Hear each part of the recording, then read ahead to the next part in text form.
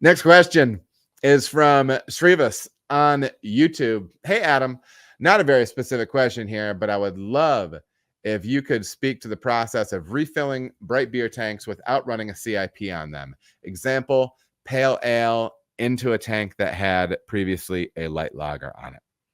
Listen, I know things like this get done in large breweries, hopefully with very, very good labs. They will run the same brand multiple times into one bright tank without cleaning that bright tank.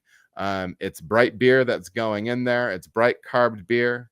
They package it and get it moving on its way. I think that's fine, but you need to be really, really tight on your QA QC. Okay. There's that.